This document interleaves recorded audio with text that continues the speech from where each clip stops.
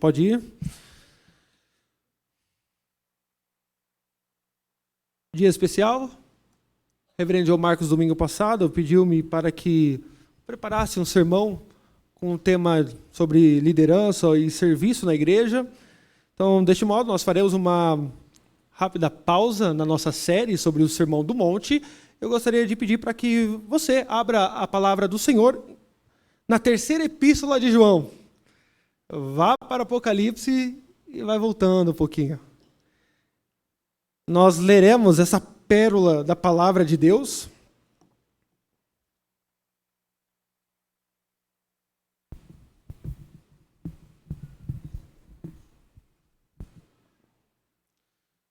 Terceira epístola de João. Vá para Apocalipse e volta. Uma carta extremamente doce e amável do apóstolo do amor. Diz assim a santa, inerrante, infalível palavra de Deus. O presbítero amado ao amado Gaio, a quem eu amo na verdade. Amado, acima de tudo, faço votos por tua prosperidade e saúde, assim como é próspera a tua alma, pois fiquei sobremodo alegre pela vinda de irmãos e pelo seu testemunho na tua verdade. Como tu andas na verdade. Não tenho maior alegria do que esta, a de ouvir que meus filhos andam na verdade. Amado, procedes fielmente naquilo que praticas para com os irmãos, e isto fazes mesmo quando são estrangeiros, os quais, perante a igreja, deram testemunho do teu amor. Bem farás, encaminhando-os em sua jornada por modo digno de Deus. Pois, por causa do nome, foi que saíram, nada recebendo dos gentios. Portanto, devemos acolher esses irmãos para nos tornarmos cooperadores da verdade. Escrevi alguma coisa à igreja, mas Diótrefes, que gosta de exercer a primazia entre eles, não nos dá acolhida.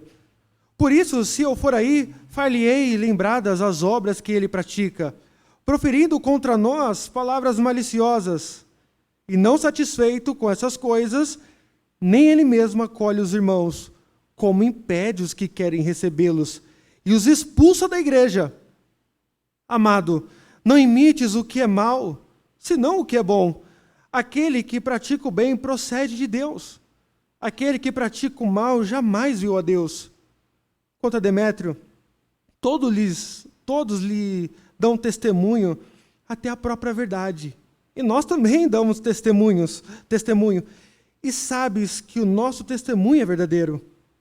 Muitas coisas tinha que escrever. Todavia, não quis fazê-lo com tinta e pena, pois em breve espero ver-te. Então conversaremos de viva voz. A paz seja contigo. Os amigos te saúdam. Saúda os amigos, nome por nome. Amém. Hoje você leu uma carta inteira da Bíblia.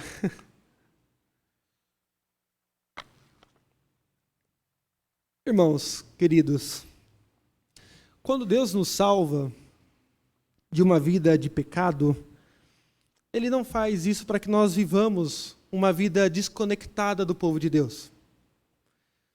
Quando Deus nos salva, Ele nos coloca no meio do seu povo, para que nós façamos parte do reino de Deus. Portanto, a vida cristã, ela não é uma trilha individual. Deus não chama apenas indivíduos, mas constrói uma comunidade. Não é à toa que na Bíblia, você já percebeu que nós somos ovelhas, mas que pertencemos a um rebanho. Nós somos ramos, é verdade, mas que somos enxertados em uma única oliveira. Somos pedras que juntos constituímos um único templo. É muito lindo ver isso. Deus, Ele trabalha em nós para que juntos nos tornemos um único povo. Todavia, nós ainda estamos em processo de santificação e há resquícios do velho homem. Nós devemos viver em comunidade, devemos viver juntos. Mas há muita dificuldade, não é verdade? Há muito pecado no nosso meio que deve ser tratado. Não é difícil, não é fácil, pelo contrário. Mas se há dificuldades e problemas, e é verdade que existem, é verdade também que há alegrias que nós experimentamos. Poxa, quem não lembra as nossas cantatas, né?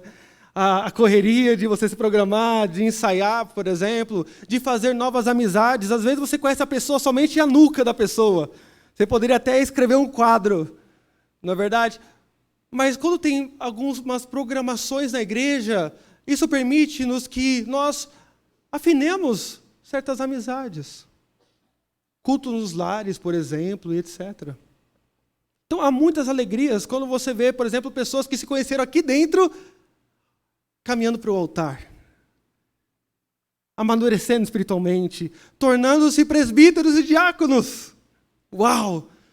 A igreja, de fato, é um lugar de muita alegria, muita felicidade. Mas há também os seus desafios. Há, por vezes, descrentes no nosso meio. E por isso que hoje eu gostaria de falar com você sobre a agridoce tarefa de servir na igreja. Porque, sim, há aspectos de felicidade, alegria, deleite, é verdade, mas há aspectos de dificuldade, de choro, muitas vezes, de amargor. E é isso que João vai falar para nós nessa carta. É uma carta extremamente agridoce. É doce e amargo ao mesmo tempo, em alguns aspectos. Mas para que nós entendamos o contexto da terceira epístola, é preciso que você entenda o contexto geral da escrita joanina. Primeiro, João escreveu o Evangelho, vocês sabem disso. Quando João escreve o Evangelho, ele escreve com um propósito muito bem definido: combater uma heresia da época, que posteriormente foi chamada de docetismo. O que é o docetismo? O docetismo vem do verbo dokel, que significa parecer. Os docetistas ensinavam que Jesus Cristo, ele parecia homem, mas não era. Ele só parecia. Mas como que na crença docetista, o divino não pode encarnar-se. Então eles diziam, Jesus ele fingia ter um corpo, mas ele não tinha não. Ele era um espírito vagando no nosso meio. Então João ele escreve o seu evangelho para dizer que o verbo era Deus. E o verbo se fez carne e habitou entre nós. Quando isso cai na igreja de Éfeso, é como se fosse uma bomba. Os hereges ficaram loucos da vida e começaram a sair da igreja. Daí João tem que escrever a sua primeira epístola dizendo, fiquem tranquilos, porque se eles saíram, é porque não eram dos nossos. Mas daí esses falsos profetas saíram e criaram discípulos e discípulos. E esses discípulos estavam se infiltrando nas igrejas. Aí João tem que escrever a sua segunda epístola para dizer, se eles virem, que qualquer missionário vir até a sua porta, até a igreja, e não trouxer a doutrina do Cristo encarnado, não abra casa. Não dê apoio missionário, não dê ajuda nenhuma. Porque eles não trazem a mesma doutrina do que nós. Todavia, irmãos, aqui o problema é mais sério, da terceira epístola. Porque há um homem chamado Diótrefes. E Diótrefes, ele, se fosse nos nossos dias, ele é reformado presbiteriano, mas descrente. Ele subscreve a Confissão de Fé de Westminster, mas ele é um ímpio. Infelizmente, irmãos, há descrentes que colocam a roupa de presbiteriano, assembleiano, etc. E às vezes eles sobem a cargos de liderança na igreja e fazem o trabalho parar. Eles acabam com as igrejas onde passam. Falsos crentes que sobem patamares de liderança. Como que você lida com uma situação dessa? Graças a Deus que naquela igreja tinha alguém chamado Gaio, um homem de Deus que estava lutando contra essa tendência de Diótrefes. E é para este irmão chamado Gaio que João escreve para encorajá-lo a continuar firme no Evangelho e a ensinar como que, por vezes, trabalhar na igreja, embora seja necessário, é agridoce. Tem momentos de felicidade, é verdade, mas há momentos de dificuldade, principalmente quando lidamos com pessoas como Diótrefes. Portanto, a pergunta que nós fazemos a esse texto é: como devemos servir na igreja? E a primeira resposta está nos versos de 1 a 4, que diz andar na verdade. Primeira tarefa, ou primeiro modo como nós exercemos fielmente a nossa tarefa de servir na igreja, é andando na verdade. Veja comigo o verso de número 1. O presbítero ao amado Gaio, a quem eu amo, na verdade. João aqui se identifica como o presbítero. Possivelmente, a palavra presbítero ela tem uma conotação de ancião, ou literalmente o velho. Então, provavelmente nesse período, João era o único apóstolo vivo. Então, todo mundo quando dizia, olha, o velho está falando, o ancião, o presbítero, todo mundo sabia de quem era. Era João, o último apóstolo vivo. Então, João ele escreve a sua carta a Gaio dizendo que ele o ama. É interessante que ele vai usar várias vezes, amado Gaio, a quem eu amo na verdade. Verso 2, amado. Verso 5, amado. Verso 11, amado. Gaio era um filho muito querido do apóstolo do amor. Mas eu quero que vocês percebam que o amor de João para com Gaio não era por conta de gostos pessoais. Não era porque eles gostavam do mesmo time de futebol. Tinham as mesmas tendências musicais. Não é isso. Ele o amava na verdade. Entenda aqui verdade como o Evangelho, a pessoa do nosso Redentor, Jesus Cristo. Não era porque eles tinham afinidades, era porque Gaio estava na verdade. Então, ele vai fazer uma oração no verso 2. Amado, acima de tudo, faço votos por tua prosperidade e saúde, assim como é próspera a tua alma. Olha, que oração. Eu quero que você seja próspero, mas na medida que você for piedoso. Já penso. Esse é um bom parâmetro para nós pedirmos coisas a Deus. Que Deus nos dê prosperidade, a todos nós aqui hoje, de acordo com a nossa piedade. Porque, irmãos, imagine você, um descrente na igreja, rico, é uma maldição. Imagine você, compra várias coisas, doa várias coisas, aí as pessoas falam, nossa, fulano, ele tem muito dinheiro, ele faz muitas doações, nossa, ele serve para ser um presbítero. E às vezes um pastor, quiçá. Mas se ele não for piedoso, ele vai destruir a igreja. Por isso que João fala, você está apto para ser próspero, porque a tua alma vai bem. E a razão está no verso 3. Por que então ele ama Gaio, na verdade, e ora pela prosperidade daquele irmão? Por conta do verso 3. Pois fiquei sobremodo alegre pela vinda de irmãos e pelo seu testemunho da tua verdade, como tu andas na verdade. A razão é porque João havia enviado algumas pessoas, e essas pessoas voltaram daquela igreja dizendo, ali há um homem de Deus chamado Gaio, e ele anda. E a ideia é que é andar continuamente na verdade. Gaio não faz aberturas teológicas. Gaio é firme doutrinariamente, ele sabe no que crê. Ele não brinca de ser crente. Gaio, ele é aquele que anda na verdade. Ele era alguém fiel e firme nas suas resoluções. Então, o apóstolo do amor faz a seguinte declaração no verso 4. Não tenho maior alegria do que esta, a de ouvir que meus filhos andam na verdade. Olha que legal, João, a alegria do apóstolo, desse grande pastor, não estava em que Gaio estava bem financeiramente, que ele havia comprado um carro novo. Não é isso. A alegria daquele pastor é que ele viu que um dos seus filhos estava crescendo na verdade. Os crentes, ele não via os crentes como potencial de lucro, mas como filhos espirituais. Irmãos, já aqui nós devemos fazer algumas aplicações. Primeiro, a vida cristã, ela consiste de firmeza doutrinária. Nós não podemos negar aquilo que cremos. Nós devemos saber, de fato, o que é ser um crente verdadeiro. Veja, a figura de um pastor não é a figura de um Papai Noel, e inclusive de um presbítero também, não é. A figura de um pastor sempre foi retratado na Bíblia como aquele que tem um cajado e, pasmem, uma adaga em outra mão. Você sabia disso? Não é só cajado, tem adaga também. Por quê? Porque quando vinha leões e ursos, os pastores pegavam o cajado, davam no animal e cortavam-lhe a garganta. O pastor é isso. O presbítero é isso. Os diáconos, em alguma medida. Se nós não tivermos a verdadeira palavra de Deus conosco, firmeza doutrinária, lobos vorazes devorarão o rebanho de Deus. O pastor não é animador de palco.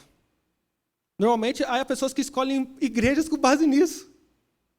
Irmãos, infelizmente, nós vivemos numa crise tremenda de identidade. As pessoas não entendem aquele princípio da lógica de exclusão. Veja, uma coisa não pode ser e ser ao mesmo tempo do mesmo modo. Ser presbiteriano, reformado, bíblico, equivale a excluir outras possibilidades dentro do cristianismo. Mas a nossa igreja tem perdido isso por vezes. É capaz, irmãos, de muitas vezes nós trazermos aqui um pastor, sem que vocês saibam, às vezes um pastor pentecostal. No outro domingo, um pastor liberal, que nem crê na Bíblia como palavra de Deus. E um pastor extremamente alegorista, que vai tirar coisas da cabeça, não do texto. Mas se os três forem engraçados, eu temo que muitos de vocês vão aplaudir. Gaio não era assim. Gaio era aquele que andava na verdade, e João se alegrava nisso. A vida cristã também, irmãos, uma segunda lição que nós aprendemos aqui, a vida cristã é uma vida de progresso.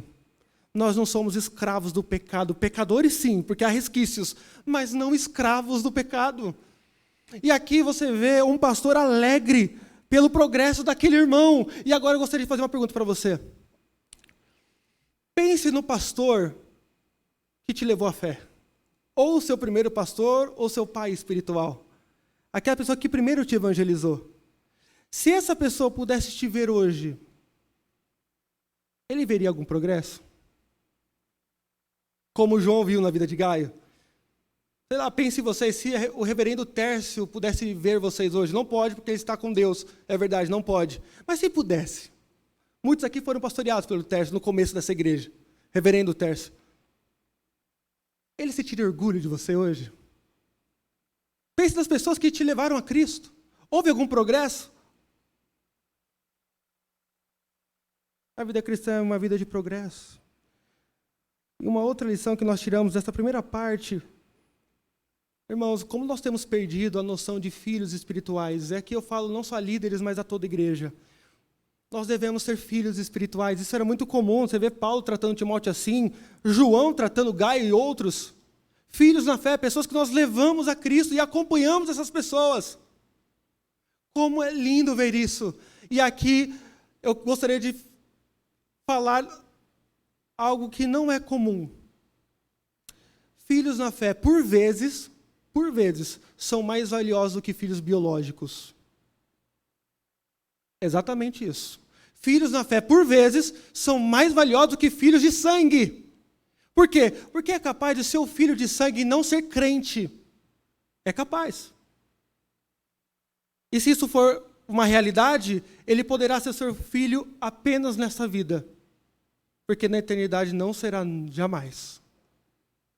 Ao passo que um filho espiritual, verdadeiramente crente, estará com você naquele grande dia. E como nós temos perdido isso de vista? De acompanhar os nossos filhos na fé. Veja, olha o que Paulo diz lá em Gálatas 4,19. Meus filhos, porque de novo sofro as dores de parto, até Cristo ser formado em vós. João tinha seus filhos espirituais e dele se alegrava. Mas o texto continua dizendo que servir na igreja não é apenas andar na verdade, mas amar indistintamente. O texto vai dizer no verso 5, amado, procedes fielmente naquilo que praticas para com os irmãos, e isto fazes mesmo quando são estrangeiros. É interessante notar que Gaio não separava a doutrina de prática, porque há muitas pessoas que sabem muito de teologia, gostam muito de ler, mas não amam. E outros que amam demais, mas desprezam teologia. Gaio não. Nós veremos que Gaio é aquele que as pessoas dão testemunho do amor dele. É interessante notar que no primeiro século, nós estamos falando de um cristianismo em movimento. As casas dos crentes funcionavam como postos missionários, onde os missionários paravam, comiam, bebiam e se preparavam para a próxima jornada. Então, Gaio aqui, ele tinha na sua casa um posto missionário. E ele atendia não só conhecidos, mas como estrangeiros também. Olha o que o verso 4 vai dizer: os quais perante a igreja deram testemunho do teu amor. Bem farás encaminhando-os em sua jornada por modo digno de Deus. Pois por causa do nome foi que saíram, nada recebendo dos gentios. Portanto, devemos acolher esses irmãos para nos tornarmos cooperadores da verdade. João está aqui incentivando aquele irmão a praticar a hospitalidade. Gaio, você tem feito isso e continue a fazer. Envie eles de modo digno. E olha que aplicação, irmãos, com relação a missões. Nós não damos coisas usadas para missionários. Nós damos o melhor. Deveríamos, pelo menos. As nossas ofertas missionárias devem ser feitas com amor. E veja como isso é agridoce. Porque ao mesmo tempo que nós nos sentimos felizes em ajudar missionários e o próximo em amor, e amor aqui é prática, não é sentimento, isso vai requerer algo de nós, custa. Irmãos, imagine para você é Gaio no primeiro século, colocando pessoas estranhas na sua casa. Não é confortável isso. Amar requer sempre algo de nós. Requer o nosso tempo, por exemplo, as nossas posses. Amar é se importar verdadeiramente com o outro. João Calvino, durante a semana, sabe o que ele fazia em Genebra? Ele chamava os seus diáconos para conversar. Aqueles que pensam que Calvino só ficava o dia todo estudando e não era um pastor prático, não conhece o pastor de Genebra. Então ele chamava no meio da semana os diáconos e perguntava a cada um deles quem estava necessitando de algo na igreja e se eles já haviam suprido a necessidade. Se eles ainda não haviam suprido, ele dava um puxão de orelha. E se sim, ele ia até a casa pessoalmente de cada um dos membros da igreja de São Pedro, em Genebra, para pregar o evangelho e dar conforto àqueles irmãos. Eu temo, irmãos, que nós nos amemos apenas aqui, sabe? E nos importemos mais com o prédio do que com as pessoas que sentam nos bancos. É assim que morre uma igreja. Há um livro chamado A Treliça e a Videira, que abriu os meus olhos. Veja, a treliça é aquilo que dá sustentáculo à videira, sabe? Que dá o fruto, a uva. Muitas vezes nós estamos nos preocupando demais com a treliça e deixando a uva apodrecer. Entenda a treliça como o prédio, as programações, o tamanho do bolo. E as pessoas? E no livro, os autores, são 2 autores, eles vão dizer que é possível a igreja ter várias programações no ano e não pastorear nenhuma de suas ovelhas. A treliça é de ouro. Os bancos novos, ares condicionados, a mídia afinadíssima. Mas as pessoas estão padecendo. Gaio não era assim. Gaio, ele entendia que amar é se importar. Mas, em terceiro lugar, o que é servir fielmente à igreja? Além disso, nós, além de andar na verdade e amar indistintamente, e amar, lembre-se sempre, é prática, nunca é sentimento na Bíblia, ou apenas sentimento. Terceiro, nós devemos confrontar os descrentes. Veja o lado amargo da coisa. Olha o verso 9 a 10. Escrevi alguma coisa à igreja, mas Diótrefes, que gosta de exercer a primazia entre eles, não nos dá acolhida. João faz uma transição de um líder acolhedor para um líder extremamente descrente e autoritário, Diótrefes. Diótrefes, ele tem algumas características de um descrente, alguém que nunca conheceu a Deus. Ele era um soberbo, buscava sua honra, monumentos à sua própria glória. E veja as características de Diótrefes, um descrente líder no meio da igreja. Primeiro, Diótrefes amava exercer a primazia. Ele vai dizer aí no verso 9, Diótrefes que gosta de exercer a primazia, que gosta de exercer o primeiro lugar. Diótrefes era aquela pessoa que gostava dos holofotes. Aquela pessoa que mandava e desmandava na igreja. Em segundo lugar, Diótrefes não aceitava autoridade. Veja, no versículo 9, João diz, ele não nos dá acolhida. Provavelmente, João escreveu uma carta à igreja de Gaio e de Diótrefes. E ele sumiu com a carta. Provavelmente, João enviou missionários e Diótrefes os expulsou da igreja. Porque ele via em João um rival. Descrentes, quando entram na igreja, eles veem rivais, porque eles entendem que aqui não é um lugar sagrado, mas um palco para a sua própria glória. Diótrefes era um desses. Ele não temia as autoridades. E terceiro, eu quero que você perceba que Diótrefes era aquele que lutava contra Deus. Olha o que o verso 10 diz. Por isso, se eu for aí, far-lhe-ei lembrar das obras que ele pratica, proferindo contra nós palavras maliciosas. Olha, ele falava mal, mentira sobre João.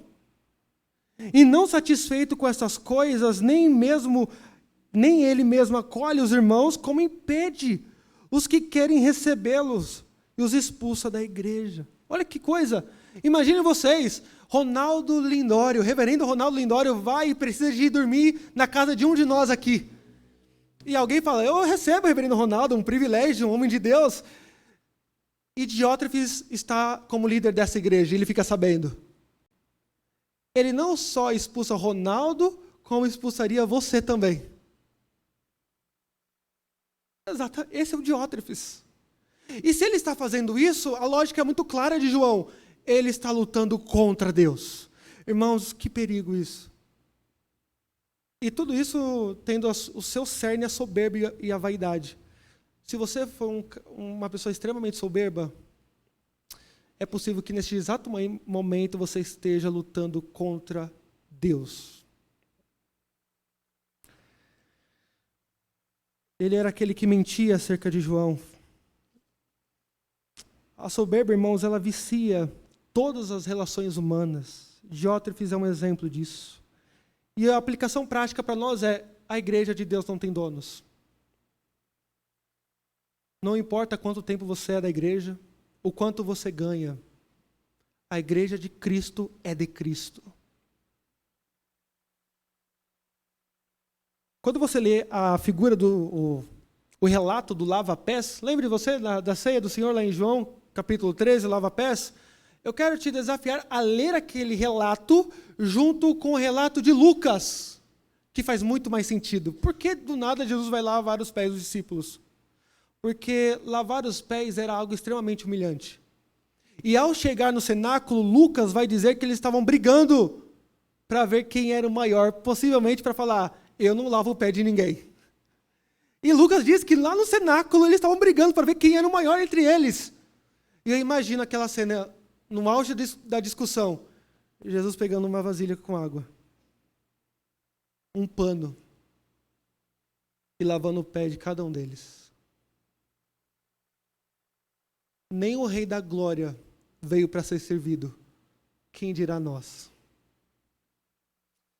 Quem dirá nós? Cuidado, irmãos, a aplicação aqui é muito clara. Cuidado na hora de votar em presbíteros e diáconos. Exerça sabedoria. Tenha critérios bíblicos, que Paulo diz em Timóteo, por exemplo, para eleger aqueles que vão nos pastorear. Quarto lugar, além de nós andarmos na verdade, amar indistintamente, confrontar pecados ou descrentes, nós devemos imitar bons exemplos. Se não, vejamos 11 e 12. Amado, não imites o que é mal, senão o que é bom. Aquele que pratica o bem procede de Deus. Aquele que pratica o mal jamais viu a Deus. Quanto a Demétrio, Todos lhes dão testemunho, até a própria verdade. E nós também damos testemunho. E sabes que o nosso testemunho é verdadeiro. Olha que legal. João vai falar para Gaio: Gaio, não imite Diótrefes. Você precisa de ajuda, eu sei. Estou enviando Demétrio, possivelmente o portador da carta. Irmãos, nós precisamos de bons exemplos na vida cristã. Pessoas autoritárias na igreja normalmente têm um forte poder sobre pessoas fracas. Eu encorajo você nesta noite a não ceder, a se manter firme na verdade, amando indistintamente e confrontando pecados, e tendo como exemplo essas pessoas que nos inspiram. Demétrio era alguém que tinha triplo testemunho de todos, da própria verdade, ou seja, era alguém íntegro, e do próprio João. O João está dizendo: eu vou mandar alguém para você, para que você não leve essa carga sozinho. Precisamos de bons exemplos. Mas, em último lugar, além disso tudo, é necessário, para servir fielmente na igreja, aprofundarmos os nossos relacionamentos. Olha como termina a carta do apóstolo. Muitas coisas tinha que te escrever, todavia, não quis fazê-lo com tinta e pena, pois em breve espero ver-te. Então conversaremos de viva voz. A paz seja contigo. Os amigos te saúdam. Saúda os amigos, nome por nome. Vamos retomar. Primeiro, para servir fielmente na igreja, devemos andar na verdade.